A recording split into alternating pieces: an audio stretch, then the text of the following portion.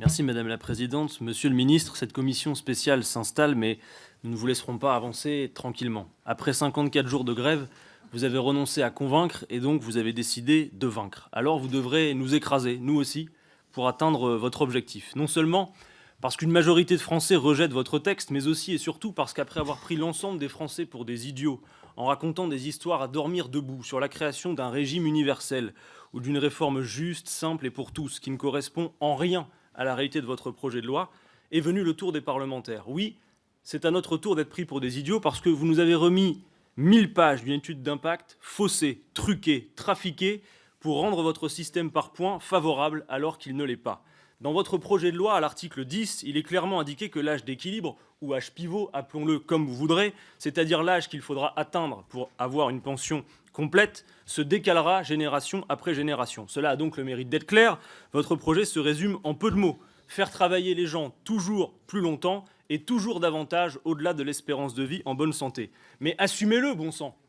Car dans votre étude d'impact, comme par magie, cette disposition de votre propre projet de loi disparaît. L'âge d'équilibre est, comme c'est formidable, gelé à 65 ans. Résultat, aucun des 28 cas types que vous présentez ne correspond à la réalité que vous préparez. Vous obtenez 21 gagnants sur 28, comme la réforme est formidable, alors que si on applique véritablement les âges d'équilibre envisagés dans votre propre projet, on trouve une écrasante majorité de perdants. Nous avons donc ce soir le sentiment excessivement désagréable d'être, pardonnez-moi l'expression, ce n'est pas mon habitude, pris pour des cons. Et ce sentiment désagréable a envahi la France tout entière depuis quelques semaines. Car sans défendre le statu quo, car les gens partent déjà trop tard et trop pauvres, non, il n'y a pas 42 régimes différents, mais 23 selon le ministère de la Santé, 18 selon le Conseil d'orientation des retraites. Votre prédécesseur a donc dû ajouter autant de régimes qu'il avait oublié de lignes dans sa déclaration à la Haute Autorité de la Transparence. Non, vous ne faites pas un régime universel du tout. Et le Conseil d'État, qui d'ailleurs n'est pas un nid d'insoumis, le confirme, et nous l'affirmons. Vous faites un nombre incalculable de régimes spéciaux, une véritable usine à gaz, autant que de générations.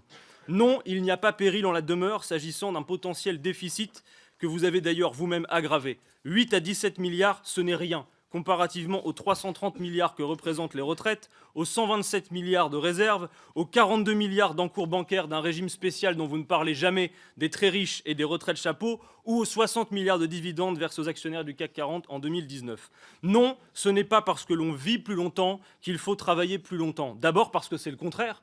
C'est notamment parce que l'on travaille moins longtemps que l'on vit plus longtemps, mais aussi parce que la productivité a augmenté, et oui, et que la richesse produite n'a jamais été aussi mal partagée.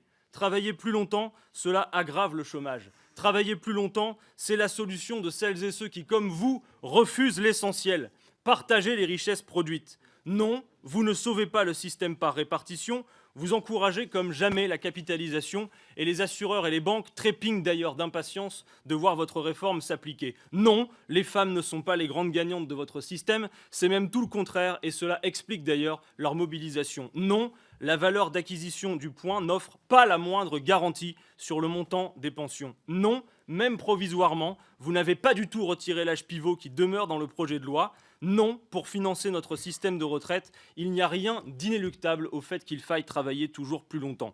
Non, vous ne respectez pas non plus le programme pour lequel vous avez été élu, car dans le programme du candidat Macron, il était écrit clairement que vous ne toucherez ni à l'âge de départ, ni au niveau des pensions, alors que vous vous apprêtez précisément à faire les deux.